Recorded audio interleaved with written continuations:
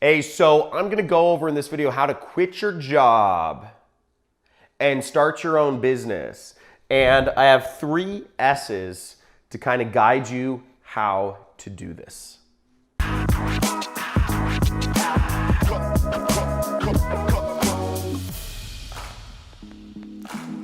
So these are the 3 S's to quitting your job and starting your own business. And I'm making these 3 S's, this shorthand to help you get started. Just a little primer about me. I quit my job back in 2012 and I started my own business. By 2015, my business was doing over $1 million per year. And at this point in 2019, which is where we're at now, my business does roughly $500,000 per month. Last year, my business did around $5 million. So point being, you can do it. It's very possible, and I'm gonna show you the best way how. So the first S is save. When you're thinking about quitting your job and starting your own business, start saving, okay? You wanna hope for the best, of course, but prepare for the worst. Have you heard that line? Hope for the best, prepare for the worst. Because the fact of the matter is, as an entrepreneur, income is like this, okay? When you're working a job, income is a steady line. You're always making that same amount of money per month. Now you can make far greater amounts of money as an entrepreneur, but it's still, you're gonna have high months and you're gonna have low months. And working for yourself is not consistent. Now, what I did when I started thinking about quitting my job, what happened was I went to ask my boss for a raise. It was June 2012. I had added an extra $100,000 a month in profitability to my boss's company. I was working directly under my boss at an ad agency, and I had believed, okay, I added an extra $100,000 in profitability per month. It's probably a good time to ask for a raise or some sort of incentive plan or bonus plan or equity plan or something, right? I asked for that raise, and I remember, I justified everything. I laid everything out for him. I'd spreadsheets. I'd everything to justify my value to the company. And I remember him saying, his retort was, "Or what?" He just stared at me. And I was quiet, but I can tell you, I wanted to reach across the desk, freaking strangle that old man. It was so annoying. I'd added so much value. It was very annoying. And that's when I decided I need to start saving. So live frugally as possible and save as much money. The second S is strategize. Part of strategy for running your own business is you want to make at least 50% more than what you were making at your job, okay? Because once again, entrepreneurship has highs and lows, and the tides can shift the amount of money you're making. I've gone from, in my business, making 6 figures, hundreds of thousands of dollars per month, to losing money in a single month. That's the difference a single month has made in my business, just because of changing business situations. So things can change very dramatically. Or if you're doing a business where you're very reliant on one client or one, marketing strategy or one sales strategy or, certain government law, things can change very quickly.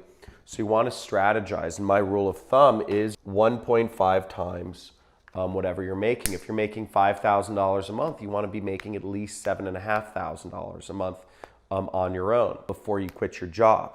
If you are making $10,000 a month, you want to be making at least $15,000 a month on your own, because again, things are not as consistent. And if you couple that with saving, that's a really good situation to really allow yourself to be running your own business for the long term. Because what isn't a good situation is quitting your job. Something happens in your first couple months as an entrepreneur and you lose some of your income, and then having to go back to work 3 months later. And it happens all the time. It's because people didn't save, it's because people didn't strategize. So keep that in mind. When I was working my job, what I did was I was making $6,000 a month at my job. I didn't quit until I was making $10,000 a month on the side. Does that make sense? So outside of my job, outside of my 9-to-5 job, I was making $10,000 a month income, working mornings and nights basically. You know, the way I did that was I was running an ad agency at the time, you know, my own, you know, I was freelancing. I was working at an ad agency and I was freelancing and managing Google AdWords accounts. And what I did was at nights, I went to places where I'd find these high-end clients who would hire expensive freelancers. That's what I did, and I serviced their accounts at nights too. So I was constantly trying to do this and make this money so that I could quit. But again, I didn't quit until I was making quite a bit more than what my job was paying me. And that gave me that buffer zone.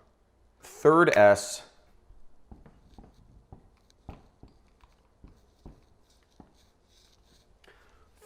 stands for start. And this is probably the most important thing. Is what's funny is after I decided I was going to quit my job, I actually decided that month, June 2012, after I had that horrible conversation with my boss where he said, "Or what?" I had decided that I'm going to quit. Now, what's funny is there's so much paralysis. I was so scared to quit my job because I knew, you know, in the back of my mind, you know, and everybody wants you to work a job, right? And your friends, your family, you know, you have coworkers. It's a big deal when you quit a job. You know, there's a lot of things that go with it. And for months, I just let the decision linger. I was scared to actually do anything about it. But what you've got to do, it didn't change until I actually went to this Tony Robbins event called Unleash the Power Within. And this was in August, so a couple months later.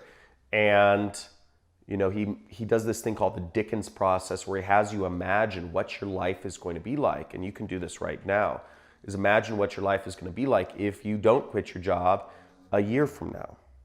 Then imagine what your life is going to look like if you don't quit your job 5 years from now. Then imagine what your life is going to be like if you don't quit your job 25 years from now. You know, it's a visualization exercise. And I did this and I realized my life is going to be nothing like what I want it to be. You know, for me, it wasn't just quitting my job, it was just working a job, not being my own employer. And I realized I just needed to do it, and I could delay this decision. I could delay it for months, I could delay it for years. And it's very easy to delay quitting your job, but you got to do it at some time. And the thing was, just start. You figure stuff out, but you just have to start at some point. That's the hardest decision to make. But once I started, things fell into place. What's funny is after I quit my job, I went from making $6,000 a month in my job to after I quit, I was making $30,000 a month, you know, working for myself. And I was 23 at the time. So once you really do it, things can fall in place. You know, just a little encouragement from me to you is if you're going at it from a good place, do it. You know, you have to make that decision. You have to start somewhere. Now, I hope you enjoyed this video. I hope you enjoyed some of this information, and let me know in the comments what was the most helpful to you. Was it knowing to save?